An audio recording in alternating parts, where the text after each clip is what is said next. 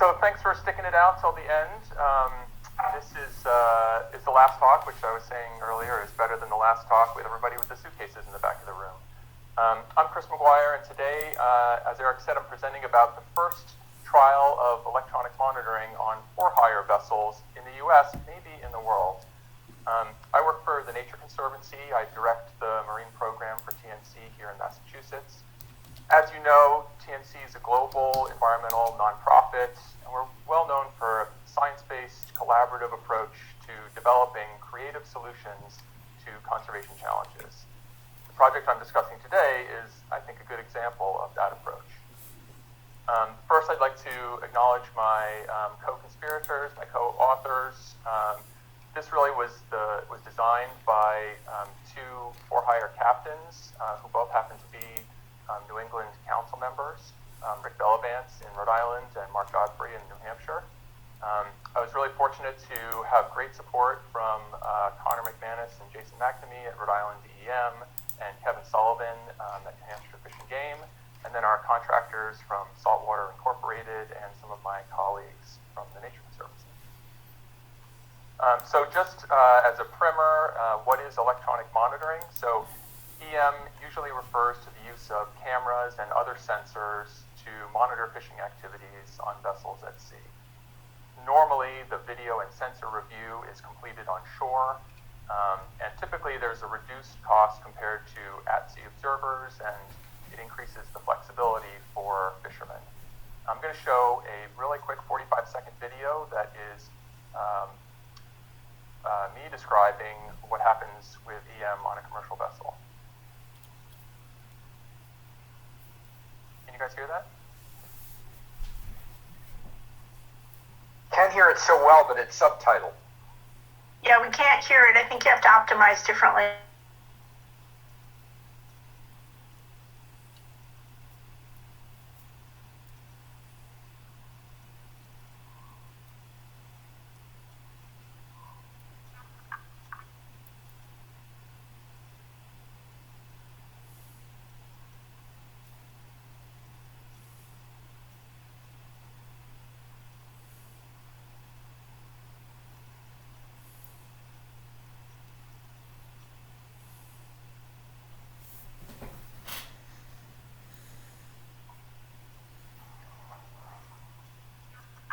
Okay, well, apologies that the audio didn't come through, but I think with the subtitles you get the gist. Just to give you a little bit of a view of what it looks like on board the vessel and from the reviewer's perspective of some live video. Nature Conservancy is working in commercial fisheries in New England, on the West Coast, and in the global tuna fisheries, and we see EM as a pretty valuable tool to develop for increasing our coverage of fishing vessels. So how do we get to, how would you use a tool like that for the recreational fishery? This is focused in particular on the for-hire fishery. The captains who were involved in this program were really interested in improving the MRIP catch data. As most people probably know, all of the for-hire vessels in New England are now required to submit their trip reports electronically, including their catch and the effort. But in the MRIP program, only the effort information is used by from the vessel trip report, and all of the catch data comes from angler intercept surveys, which in some cases is talking to passengers on the dock, and in some cases is ride-along. As the captains like to say, they believe that they're then asking the people who know the least about the fish the piece of information that's most important to managing the fishery. So their question is, what would it take to validate the catch data that's being submitted? So thanks to our funders at the National Fish and Wildlife Foundation, we ran a project in the summer of 2019, thankfully not the summer of 2020. And our basic hypothesis was that you could use video to validate the catch on a for-hire vessel. We also wanted to look at a few other things that we could do with the video. One is to measure discards. In the for-hire fleet, the catches are reported in number of fish, not in size of fish, but those discard lengths are like gold because most of the MRIP is only really dealing with kept catch. So we wanted to try and collect that and also compare the MRIP observer data to what is collected by the BTR and the electronic monitoring, and also do some other cross-data comparisons. So these are the two vessels that we were working with. I mean, basically our methods where we put an EM system on one party boat shown on the left and one charter boat shown on the right. We reviewed about 50 trips from each vessel. We collected video information about every trip they took all summer, but we reviewed about 50 of those trips. So just to give you an idea of what it looks like on the boat, this is on the charter boat. Again, this is a 6-passenger charter boat, and it was able to be equipped with just 2 cameras. The one up high basically shows you the deck scene, and the one in the lower left-hand screen view with the circle is directly over a tote where the crew does the measuring of all the fish. So here's what it looks like from the reviewer side. So the left-hand frame is the view of the deck camera, and the right-hand frame is what it looks like looking straight down on a fish, on a striper being measured in this case. You can also see on the bottom of the screen is a schematic. The blue wavy line is the vessel's speed.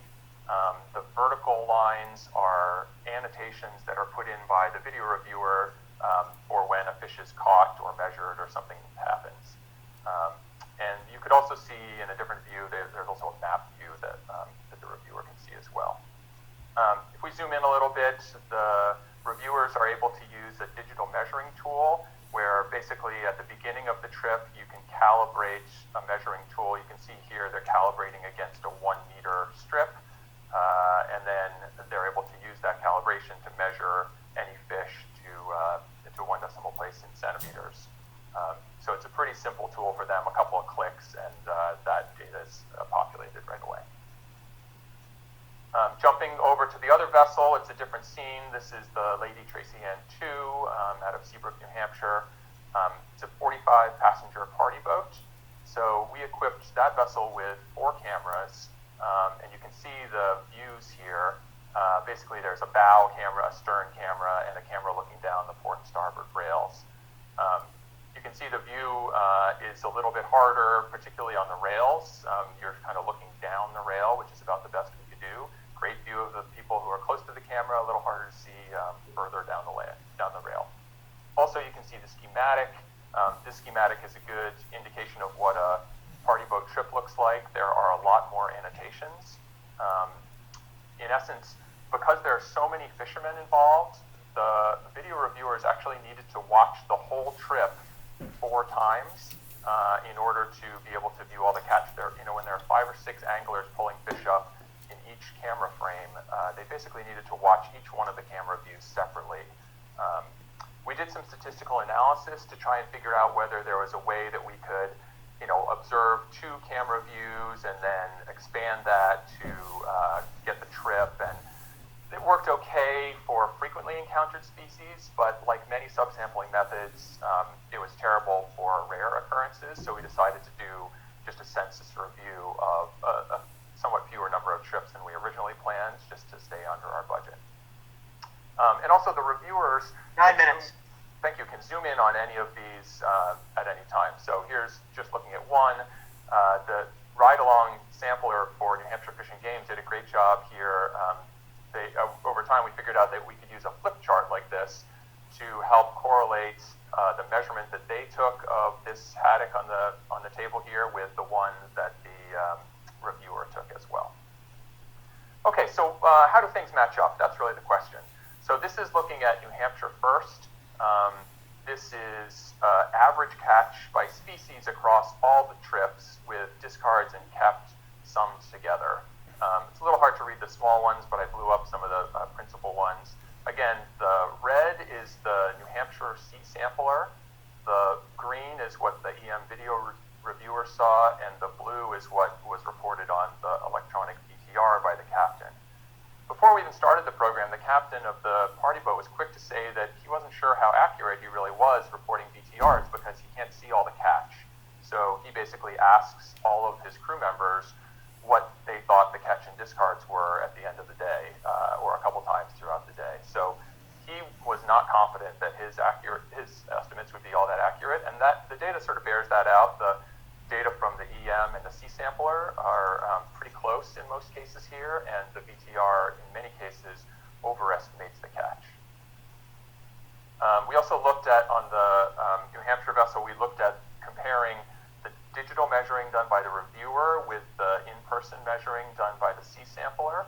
And the plot on the right shows EM length data on the x-axis and the C sampler on the y-axis. We compared the measurements of the same fish, and the blue is the result. It's a little hard to see, but the blue is the result, and the orange line would be perfect data. So across all trips and species, the data are pretty close. And the plot on the left is the slope of each regression from the species across all trips, the slope of square, there's the 95% confidence interval in the black line. The numbers on the bottom are the total number of samples. This is only on the trips that had the ride-along sampler, so it's not all the trips. But overall, you can see that correlation is pretty close, and statistically they were the same. Jumping to what we saw in Rhode Island, so here's a similar plot from the Rhode Island charter boat. Again, this is 6 passengers versus 45, and this plot is just EM versus the electronic VTR. So EM in red, VTR in the green color. And again, this is the average catch across all trips summed. Shows the dominant species. They catch a lot of black sea bass and some others. In this case, the captain is very confident in his ability to capture what happens on his vessel because it's all right in front of him. And that, again, is borne out pretty well by the data here. Here's another way of looking at that plot. So this is looking at the average differences in the catch by species. So when you have the blocks that are to the right, which show that the VTR reported, or the captain reported, more, say, spiny dogfish or cunner, whereas the EM reviewer saw, a little bit more of some of the other species. But overall, it was within 2 or 3 fish on almost everything. And what we did find was that most of the variance was in discards. The kept catch was almost perfectly aligned. Here's a look at the C sampler, or the dockside interview. 5 minutes. Thank you. Dockside interview compared to the EM data, and you can see the median is pretty well lined up, but there's some long tails. And again, in some cases there's more catch in the interview and some in the EM. When we look at a box and whisker plot, it shows that the interviews actually reported more discards, and the EM reported more catch across the board. But again, the numbers are all pretty close. This shows some length data that we were able to get from a separate project where the captain was measuring for the Commercial Fisheries Research Foundation. Thanks to them for providing this data. Again, shows the measurement matchup was really tight. One of the biggest uncertainties going into this project was what the response of the passengers would be to fishing under the eye of the cameras. So this is a information sheet that was posted on the party boat. Some industry members fear that the cameras could drive away business, but what we found in reality is the overall perception was complete indifference. Most people didn't notice, didn't care, didn't comment. On each vessel, 1 or 2 passengers complained out of the 4,451 passengers who walked across the decks over the 2019 season. The captains were actually pretty surprised by that as well, but that was the reality. No one seems to care. I guess we're all used to being under the camera all the time. So close to wrapping up, a quick look at the costs. There's some upfront costs in installing the system. Trip review it cost us about $500 to review a trip for the party boat because it took us about 3.3 minutes of review time per minute of fishing time. That's because we had to review again and again and again in order to see all the different camera views. In Rhode Island, the average trip cost about $200 to review, and that meant that was at about a rate of about 0.8 minutes of review time per minute of fishing time. if you think about how you might roll this out, if we were to review, say, 10% of the trips, on the party boat it would cost $6,500 to review 10% of the trips, and on the charter boat it would only cost $1,600. A big thing happening in the world of video review is trying to use machine learning, and there's a lot of work happening that the Nature Conservancy and others are involved with on commercial vessels, but it's sort of slow coming. So just to wrap up, does electronic monitoring work to validate catch on a for-hire vessel? On a charter boat? Definitely yes. Is this the future for validating? I think it's too soon to tell. For the charter boats, you could do it right now. Probably a few more years out for the party boats. There's a trailing project that was funded this year in the Gulf of Mexico in the red snapper fishery. So we'll see what they find. But again, thanks again to the captains, and that's all I got. Thank you.